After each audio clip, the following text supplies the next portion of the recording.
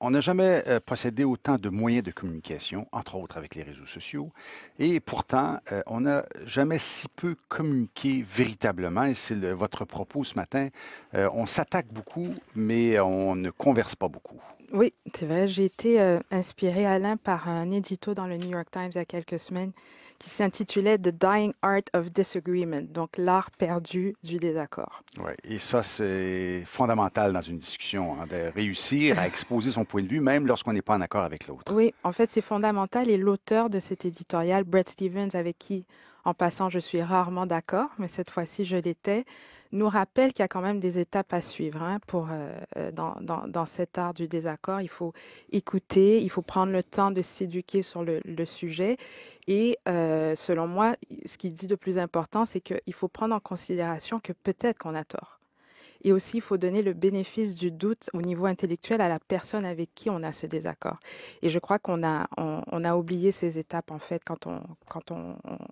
on converse avec quelqu'un et quand on est en désaccord avec eux. Ouais, et ça, vous le sentez sur les réseaux sociaux, entre autres, vous le voyez, vous le sentez dans les milieux de travail, dans votre milieu de travail, est-ce que vous le voyez aussi? Oui, je trouve que, ben, en fait, ce qui se passe, c'est parce que on s'alimente de sources peu diversifiées, malgré l'abondance de sources, on s'accroche aux sources qui ressemblent aux nôtres. C'est-à-dire, on s'accroche aux opinions qui sont comme les nôtres. En fait, on veut conforter nos opinions. Exactement, et on le voit sur les réseaux sociaux, c'est très facile à exécuter d'avoir cet isolement, mais on le voit aussi, par exemple, à la télévision. On peut s'abonner à des chaînes de nouvelles qui sont partisanes maintenant aux États-Unis, puis aussi au Canada, parce que bon, on y a accès. On pense à Fox News qui est à droite, on pense à MSNBC qui est à gauche, à CNN qui se camoufle de centre, mais qui l'est pas vraiment. Donc, ce qui fait que quand on est confronté à des opinions qui diffèrent des nôtres, on sait presque plus comment réagir et souvent je trouve que on devient agressif très rapidement parce qu'on a perdu justement ce sens de qu'est-ce que le désaccord et comment le traiter. Ouais, ce qu'on sent aussi beaucoup, vous allez me dire si vous le ressentez vous aussi, c'est toutes ces attaques personnelles. Au lieu de se confronter sur les idées, on s'attaque beaucoup aux personnes Ouais. et c'est souvent malaisant maintenant de plus en plus, et dans les journaux, et à la radio, et à la télé, sur les réseaux sociaux, c'est un peu partout. C'est un peu partout et puis en fait j'aimerais donner deux exemples. Le premier c'est Donald Trump.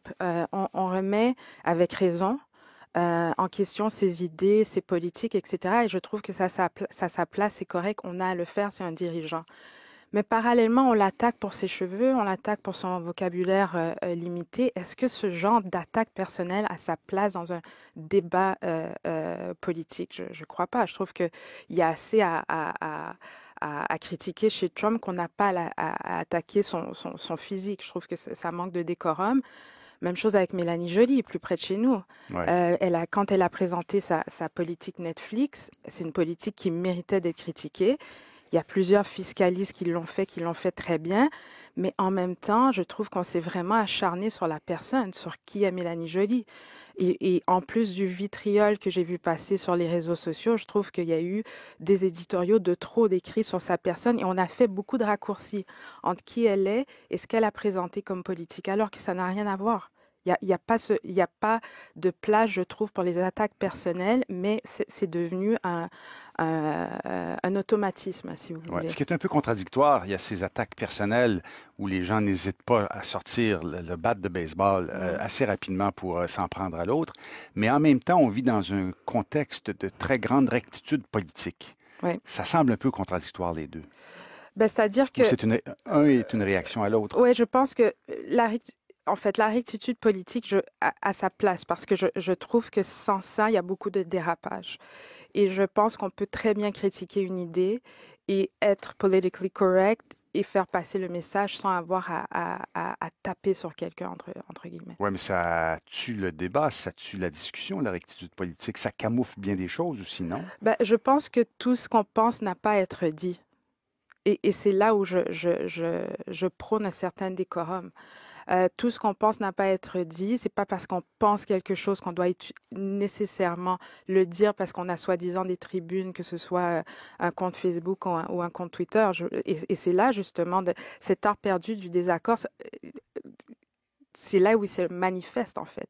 C'est que on perd un peu le fil de débattre l'idée et pour taper sur quelqu'un, mais c'est pas nécessairement une rectitude politique. Ça, je trouve que c'est tout simplement un manque de délicatesse. Vous vouliez revenir aussi sur l'épisode Luc Lavoie. Oui. Hein, Yves Boisvert qui écrivait samedi dernier dans la presse la vitesse à laquelle Luc Lavoie a été crucifié sur les réseaux sociaux après l'incident de la chasse aux séparatistes est assez troublant. C'est vrai, parce que écoutez, ce que Luc Lavoie a dit, c'était absolument déplorable. Il a été immédiatement dénoncé par ses collègues. Il s'est excusé. Son employeur l'a suspendu.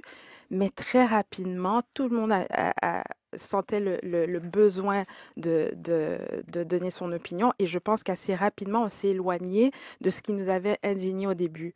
Et c'est ce qui est dangereux, justement, c'est que ces dérapages font qu'on perd un peu la notion du fil. On perd la notion de ce qui nous dérangeait dès le début.